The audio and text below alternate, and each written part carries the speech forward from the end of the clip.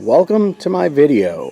It's my first YouTube video, but I wanted to film this because I purchased this car in January and I cannot find any YouTube videos on how to change the oil on a 2019 Audi RS5 Sportback. So I'm going to try to do it today the traditional way, taking the plug out of the bottom of the motor, and we'll see how it goes.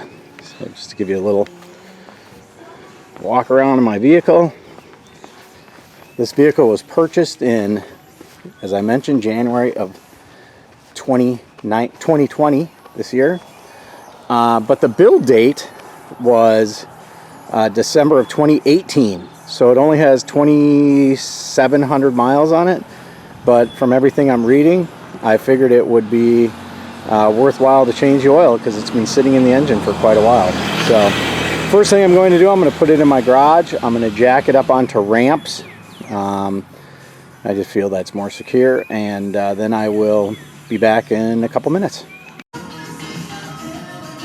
Okay, so I have it up on the ramps, have the hood open. First thing you have to do is remove this panel to get access to the oil filter.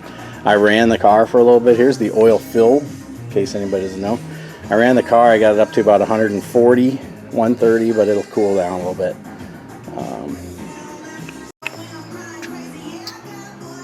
Okay, here's the engine cover off, and here's the oil filter.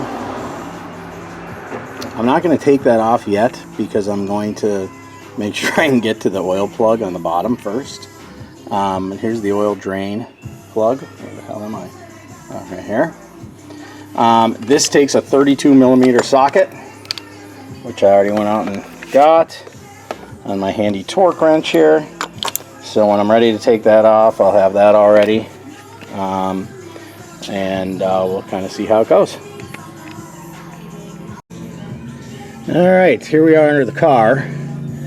So there's a plug right here, but I can't get it out, and I'm thinking it might be for the oil drain plug, but I don't want to break it.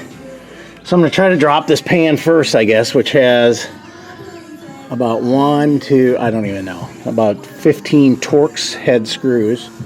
So I'm going to get my drill and my Torx bit. There is a break right here to a different belly pan, so it's just this one plastic one here, and I can't figure out here. It looks like it right here, like it might go under this a little bit, so I may not have to drop the front part, but I'm not sure. And you can see there's a radiator right here, which is crazy, a flat radiator, probably the oil radiator or something under here, which is interesting. So anyhow, I am going to keep going, and I'll give you an update when I get these screws out and see if where the access to the oil drain plug is. So that's it. Okay, pan came off fairly easy. There is about 14 screws that have to come out to get it out, and surprisingly, typical Audi, there's like 4 different kinds. So you got 5 T27s or 28s, a couple T30s, and then there's a little tiny side one that connects right here. So you can't really see it. Let me see if I can get it better. To the fender. What am I aiming at here? Sorry, right here. This connects up to the fender on the side. That's the last one that you take out. These two stay in. They're just kind of plug screws.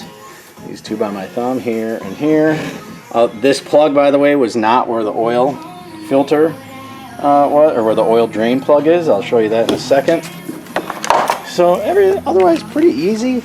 Nothing was stuck on. Obviously, it's a pretty new car. So I'm gonna climb under here. Sorry if my video is a little shaky, but let me see if I can get you. So here's the, sorry I can't see anything. Here's the oil drain pan. Here's the oil plug. How is it right there? I don't know what size that is yet. It looks like maybe a T40. I haven't got to that yet. So I'm going to clean it up under here a little bit and drain the oil. So, but otherwise you got pretty good access to everything under here. Yeah, thing is just packed with parts. I mean, this car be a nightmare to work on. So, anyways, so yeah, that's the drain plug. It looks like this is the some kind of oil sensor of some type. Again, drain plug, but boy, that's clean, and I'll get to draining the oil. Okay, so everything went very smooth. So here's the oil filter out. Came out super easy, really didn't make any mess whatsoever. All the oil had already drained out of it, so I took it out. Here's the new one, all in place with the new ring.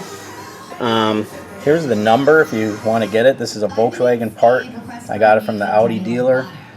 Here's the Audi part that it fits perfect, goes in really easy.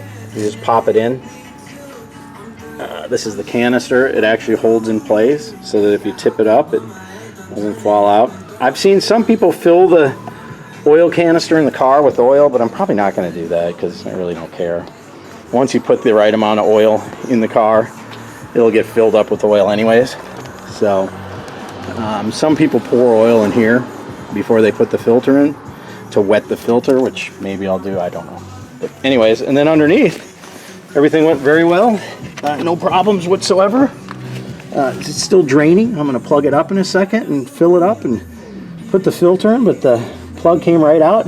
It's a T50 screw that takes the drain plug out.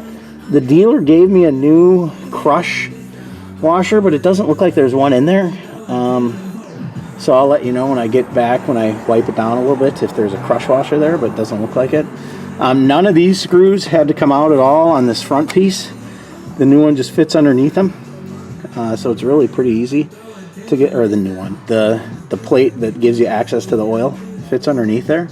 So it's relatively easy. So I'll get it cleaned up and strapped up. I'll give you an update.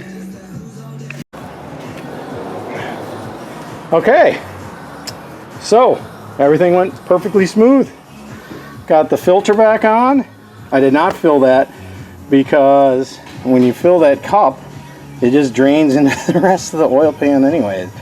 But I started the car. I put about 7 quarts in. Everything seems fine so far. I'll put more in once I run it. You don't get a measurement until you run it for 2 minutes. And I didn't want to run it, but I didn't get any emergency low oil. Here's everything bolted back up. It did have a crush washer on it. I had a new one from the dealer that I put back on. So it was pretty easy. The torque on that is 20 Newton meters. So I torqued that back to 20. Yeah, that's it. Pretty easy. I cleaned the pan off. I'm going to clean under here before I put it back on. And I'll show you when I'm all done. So, yeah, not a bad job. Pretty simple. So I got it all buckled up. Everything's put back together. Got the oil level all the way up. So for those of you that don't know how to check the oil, it's actually pretty cool. You go into this setting, individual, go to service and, oops, I was there. Go to service and checks, go to oil level, and there you go. You have to be, the car has to run for a little while and get warmed up. The other thing I did discover is that you can leave it as long as the car's not running, but on, the ignition on, and as you put oil in, it'll actually show you the level as it goes up, which was kind of handy. So I kept adding a little bit until it hit max. So thanks for watching. Hope this was helpful, and have a great day.